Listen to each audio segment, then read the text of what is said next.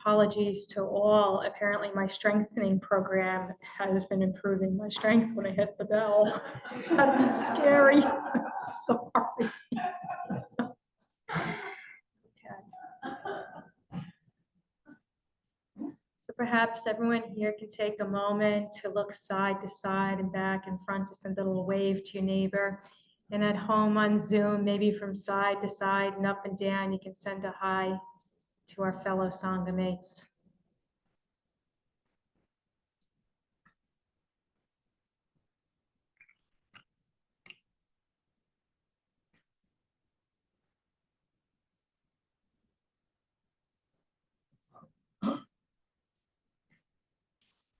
Everyone can still hear me? So, thumbs up at home? Okay, thank you. So my name is Denise Owens, and I'm one of the 6 Dharma leaders here at IMCC. And welcome to the start of our Sutta series. For the next 4 weeks, each of us will be choosing a sutta and a different sutta in order to introduce a topic that is of importance to us, and hopefully you'll find important to you. So I've chosen actually 2 suttas tonight to learn a little bit more about forgiveness and reconciliation. But first, what is a sutta? Sutta is a Pali word. That's the language that was spoken at the time of the Buddha. And it's a Pali word for the teaching of the Buddha or the Buddhist scripture. You may also hear it called a discourse. The collection of the Buddha's teachings is called the Pali Canon or the Tipitaka, which means 3 baskets. And those 3 baskets consist of 1, the Vinaya Pitaka, and that's the rules for the monks and nuns, or what you might hear as the bikinis and the bhikkhus. The second basket is the Sutta Pitaka, and that's what we'll be teaching from. And there's over 10,000 suttas in this Pitaka, and it contains the central teachings of Theravada Buddhism, and that's our lineage here with Vipassana or insight meditation. Thera means the words of the elders, and the Pali Canon is called the Doctrine of the Elders. The third basket is called the Abhidhamma Pitaka, and these are the teachings on philosophy, psychology, and ethics. Now that second basket, the Sutta Pitaka, that one consists of 5 collections or Nikayas.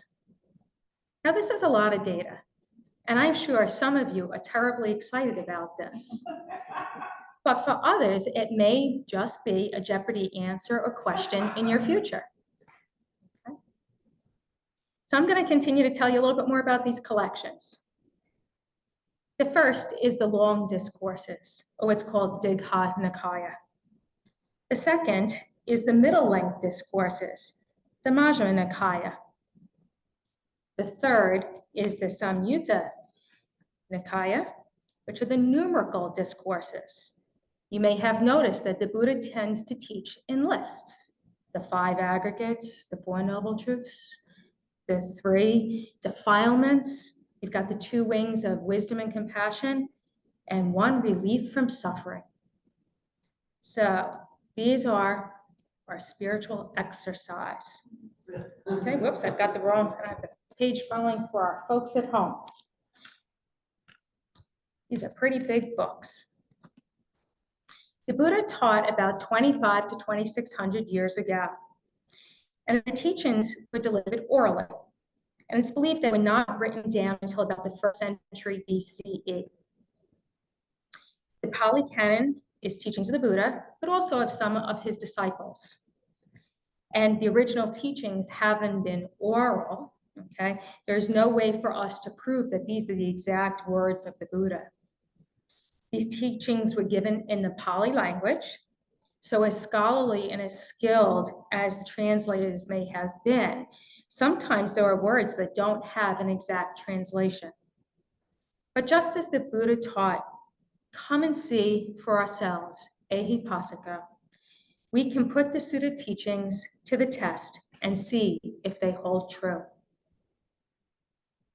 Since these suttas were given orally, there tends to be a lot of repetition in the teachings, and it can be really easy to speed through as you're reading, and if you're not listening carefully or reading carefully, thinking, yeah, I got the picture, okay?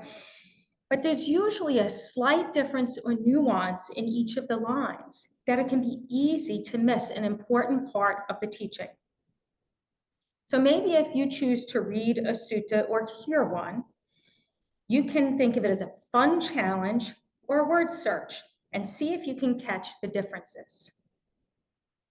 These are teachings of the heart and for the heart, not just intellectual challenges. So it means there's not a test on those previous words we went over earlier. Perhaps you might find a little gem in each of the 4 following weeks, sparking transformation and maybe even a little relief from suffering. For those who would like to obtain these books, they are available on Amazon, like everything else. And you can also find these suttas on the websites of Access to Insight or Sutta Central. So tonight, I would like to look at 2 suttas that I hope will help us to come more easily to forgiveness and reconciliation when we have had a relationship that has been fractured. The first is a bit of a long sutta, so I'm just going to read a portion of it. And it's from the Majjhima Nikaya, and it's number 61. And it's called the Amba Thakara Kulu Vada Sutta. Say that 10 times fast. In this particular sutta, the Buddha is teaching Rahula, his son, the qualities needed and the character needed to become healthy-minded and to become a mature, responsible, and adult. Not an adult. And it also teaches specific technique for knowing how to learn from our mistakes, his mistakes, so that he and us can act for our own well-being and that of others. We begin. The Blessed One said, "What do you think, Rahula? What is a mirror for?" "For reflection, sir." Rahula, bodily actions, verbal actions, and mental actions are to be done with repeated reflection. Whenever you want to do a verbal action, you should reflect on it. This verbal action I want to do, would it lead to self-affliction, to the affliction of others, or both? Would it be an unskillful verbal action with painful consequences and painful results? On reflection, you know it would lead to self-affliction and to affliction of others, or both. It would be an unskillful verbal action with painful consequences and painful results. Then any verbal action of that sort is absolutely unfit for you to do. But if on reflection, you know it would not cause afflictions, it would be a skillful verbal action with pleasant consequences, pleasant results, then any verbal action of that sort is fit for you to do. While you are doing a verbal action, you should reflect on it. This verbal action I'm doing, is it leading to self-affliction, to affliction of others, or to both? Is it an unskillful verbal action with painful consequences and painful results? If on reflection, you know that it is leading to self-affliction, affliction to others, or both, you should give it up. But if on reflection you know that it's not, you may continue with it. Having done a verbal action, you should reflect on it. Is this verbal action I have done, did it lead to self-affliction, the affliction of others, or both? Was it an unskillful verbal action with painful consequences and painful results? If on reflection, you know that it led to self-affliction, the affliction of others, or both, it was an unskillful verbal action with painful consequences and painful results, then you should confess it, reveal it, lay it open to a teacher or a knowledgeable companion of the holy life. Having confessed it, you should exercise restraint in the future. But if on reflection you know that it did not lead to affliction, it was a skillful verbal action with pleasant consequences and pleasant results, then you should stay mentally refreshed and joyful, training day and night in skillful mental qualities. The Buddha then continued these instructions for bodily actions and mental actions too, and summarized, thus Rahula, you should train yourself. I will purify my bodily actions through repeated reflection. I will purify my verbal actions through repeated reflection. I will purify my mental actions through repeated reflection. That's how you should train yourself.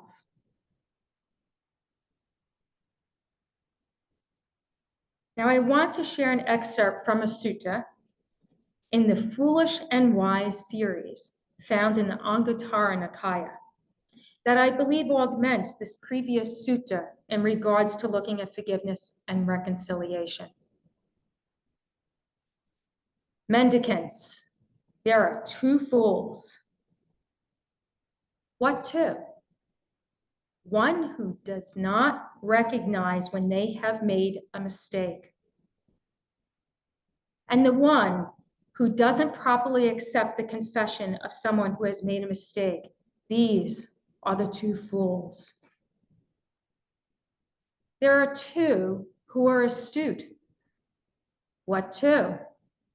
The one who recognizes they have made a mistake, and the one who readily accepts the confession of someone who has made a mistake. These are the two who are astute.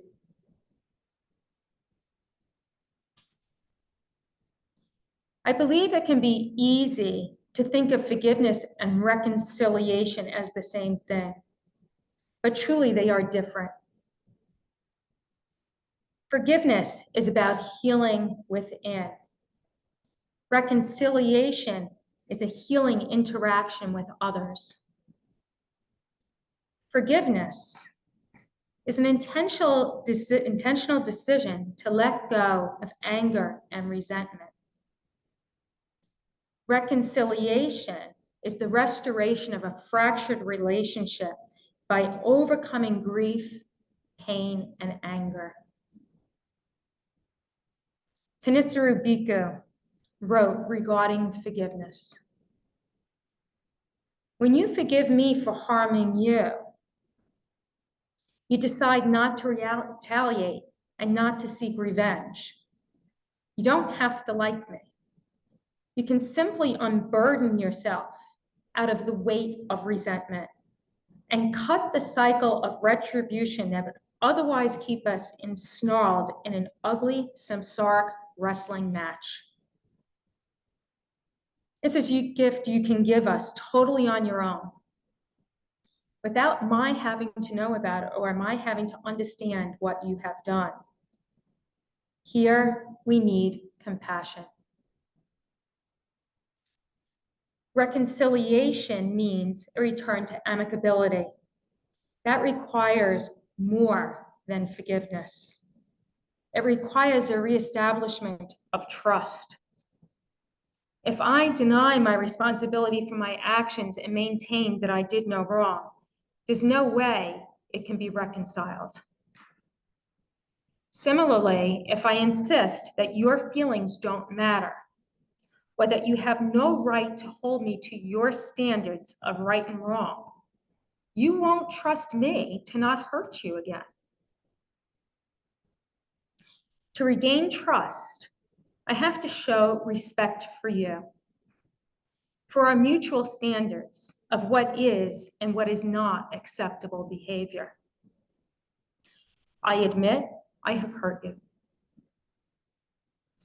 and I was wrong to do so. And I promise to exercise restraint in the future. At the same time, you have to inspire my trust too, in a respectful way. To conduct the process of reconciliation, only then our friendship can regain solid footing. Here is where we need to reduce our selfing and reduce our ego and defensiveness. I have a person in my life that I really struggle with.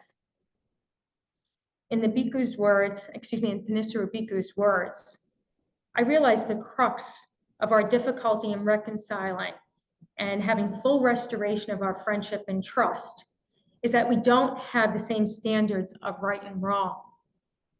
Some of our base beliefs are not mutual. I've struggled with this for a long time. Why can I not reconcile this?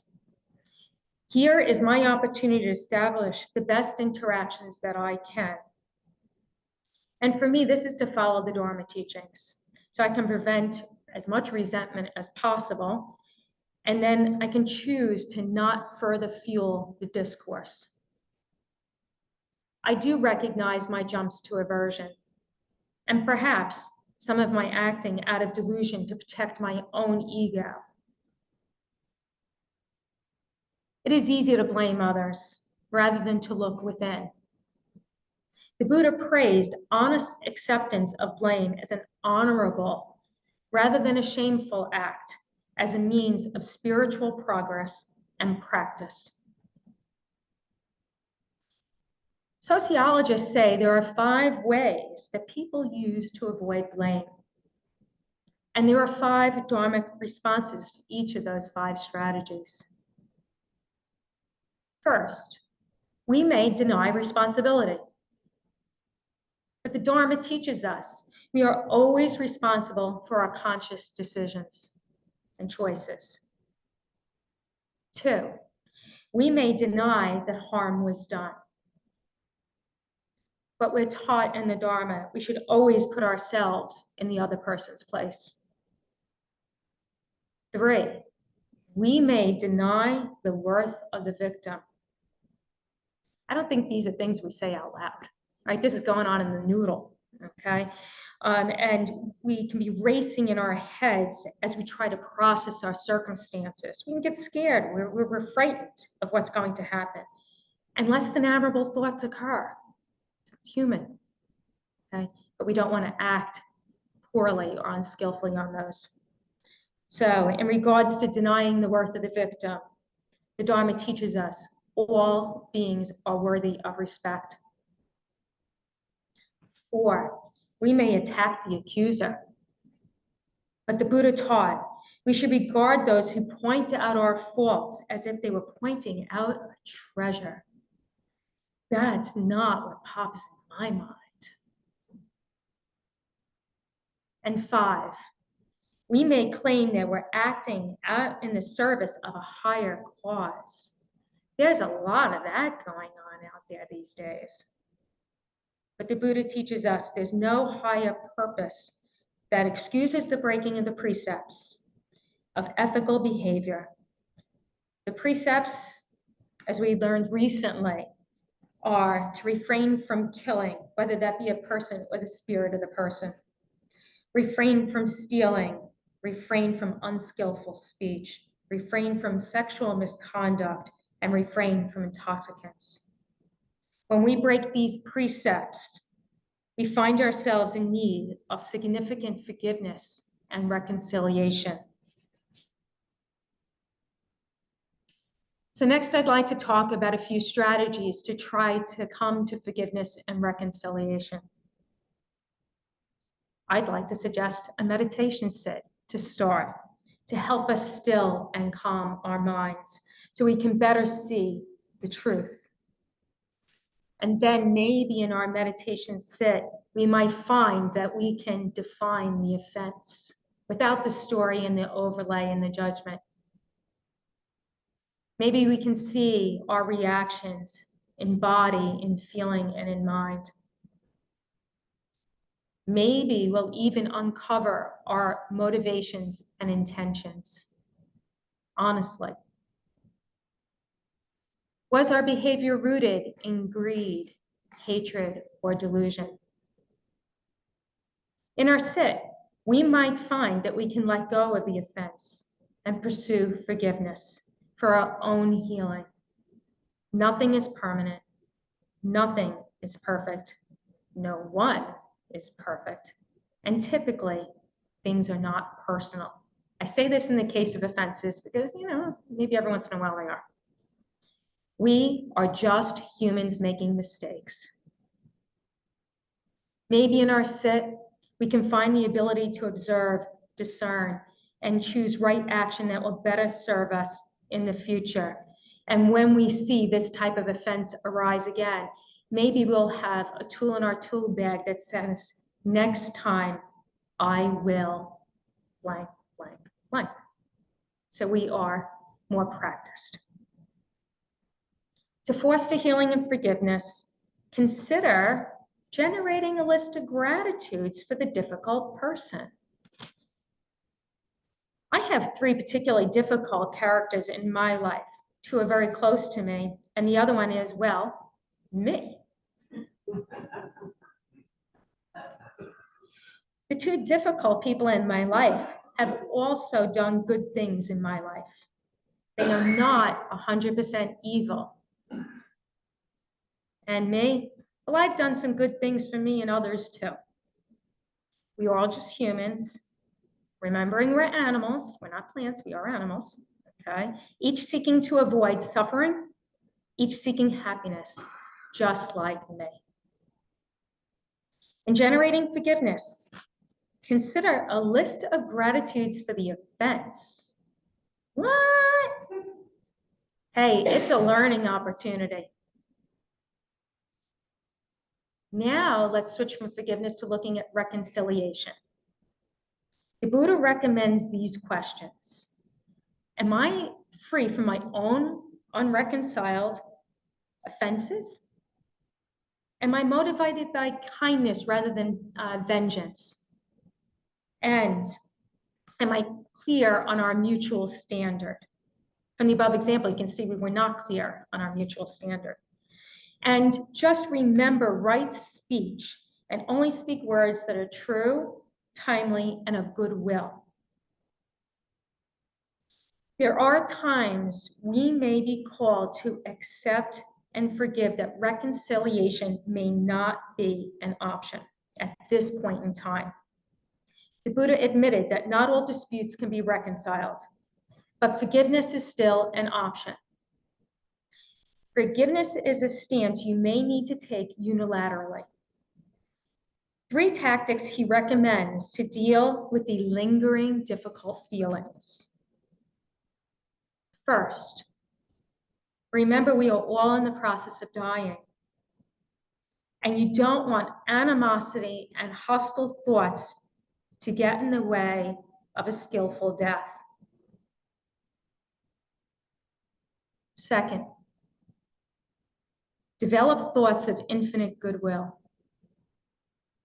And third, he suggests that we take the 5 precepts. Sometimes we just need to forgive life, let go, because it behooves us to reduce the negativity and aversion so it doesn't spill onto the next person you come in contact with. Avoid the building karma snowball. So we don't want these events to wind up back in our own face. Sinistra Bhikkhu reminds us, forgiveness may not be able to undo the old bad karma, but it can prevent new bad karma from being done. There's no place in the Buddhist practice for vengeful animosity that wants to get back at someone for previous wrongdoings or perceived wrongdoings. This leads to war. You resolve now not to settle the score, even though society grants you the right to do so, because you realize from that point of view of karma that the only real score in a contest like this consists of more bad karma for both sides. Forgive yourself. Forgive others for your own self-well-being. And no fooling around. May the astute you, out of wisdom and compassion and a desire for harmony, work towards reconciliation as often as you can.